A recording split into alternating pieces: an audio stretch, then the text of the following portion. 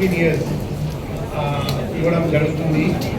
Natco trust ఇది sponsor చేస్తుంది. Natco trust తరఫున ఆయన వచ్చారండి విజయ్ శంకర్, ఆయన విజయ్ శంకర్ గారికి నేను సభముఖంగా ధన్యవాదాలు కృతజ్ఞతలు తెలియజేస్తున్నా. అదే మాదిరిగా doctor serene Rahman madam last time కూడా ఈసారి కూడా నాట్కో ట్రస్ట్ ఇలా స్పాన్సర్ చేశారండి. మేడం వచ్చేసి మాకు భగీరథుడు మేడమే ఈ అంతా ఏర్పాటు చేశారండి. ఉచితంగా అందరికీ హెచ్పివి వ్యాక్సిన్ పెట్టడం ఏర్పాటు చేయడం. నేను డాక్టర్ సిరీన్ రహమాన్ మేడం గారికి కూడా జిల్లా పోలీస్ తరఫున హృదయపూర్వక అభినందనలు తెలియజేస్తున్నాం. ఇప్పుడు పిల్లలు ఆల్రెడీ లాస్ట్ టైం వ్యాక్సిన్ వాడినా కూడా ఎవరికి ఎటువంటి సైడ్ ఎఫెక్ట్ రాలేదు. ఈసారి కూడా ఎటువంటి సైడ్ ఎఫెక్ట్ రాదు. అందరూ అది దిగులు పడకూడదు. ఇంకొక విషయం, ఎవరికైనా ఏదైనా జ్వరం ఉంటే జబ్బులు ఉంటే ఈరోజు అయితే అప్పుడు వ్యాక్సిన్ తీసుకోకూడదు. మన మేడం గారికి ఆల్రెడీ మేడం గారికి డిస్కషన్ చేయడం జరిగింది. మేడం హామీ ఇచ్చారండి లయన్స్ హాస్పిటల్లో మిగతా వాళ్ళు కూడా ఈరోజు కానీ రేపు కానీ సెకండ్ డోస్ బూస్టర్ డోస్ తీసుకురాకపోతే అక్కడ ఏర్పాటు చేస్తారని మేడం హామీ ఇచ్చారండి. అది కూడా మేడం గారికి కృతజ్ఞతలు ధన్యవాదాలు. సో ఇదే లాస్ట్ డోస్. ఈ డోస్ తర్వాత ఫర్దర్ డోస్ ఉండదు. ఈ డోస్ తీసుకుంటే జీవితంలో హెచ్పివి అంటే హ్యూమన్ ప్యాపిలోమా వైరస్ సంబంధించిన వ్యాధులు, ముఖ్యంగా ఈ వ్యాధి వల్ల సర్వైకల్ క్యాన్సర్ జరుగుతుంది. ఆ సర్వైకల్ క్యాన్సర్ నుండి కూడా విముక్తి వస్తుంది. సో ఈ చక్కటి ప్రోగ్రామ్ ఏర్పాటు చేసిన మేడంకి అండ్ నాట్కో ట్రస్ట్కి విజయశంకర్ గారికి మరొకసారి ధన్యవాదాలు కృతజ్ఞతలు తెలియజేస్తున్నా. అండ్ మన వైజాగ్ సిటీ పోలీస్ ఎప్పుడైనా వెల్ఫేర్ సంబంధించిన మెజర్స్ తీసుకుంటూనే ఉంటారండి. భవిష్యత్తులో కూడా ఇటువంటి వెల్ఫేర్ మెజర్స్ మేము తీసుకుంటామని ఈ సందర్భంగా అందరికీ హామీ ఇస్తున్నాం. అందరికీ మరొకసారి అభినందనలు, ధన్యవాదాలు, శుభాకాంక్షలు. వేదికను అలంకరించిన సిపి గారు అలాగే తదితర పెద్దలందరికీ కూడా నమస్కరిస్తూ ఈ కార్యక్రమానికి నాంది పలికిన మీ సిపి గారికి మీరందరూ కూడా రుణపడి ఉంటారు.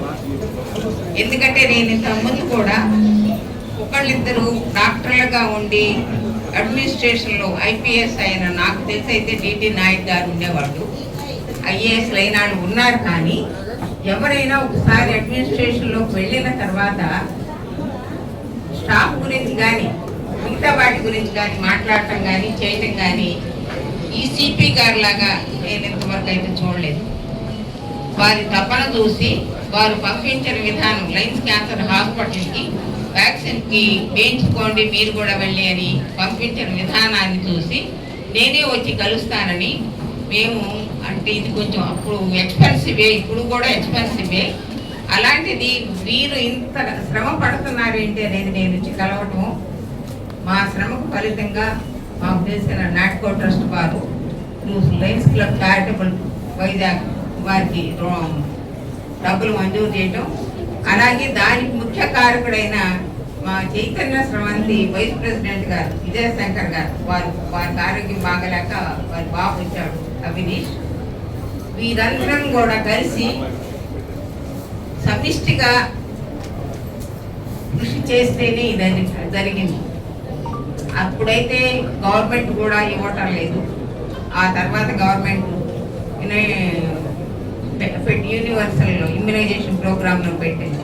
ఇప్పుడైనా కూడా ఎవరైనా ఒక డోస్ చాలు అని అంటే మాత్రం ఇంకా అది అథెంటిక్గా రాలేదు కాబట్టి 2 డోసులు తీసుకోవాల్సిందే 9 to 14.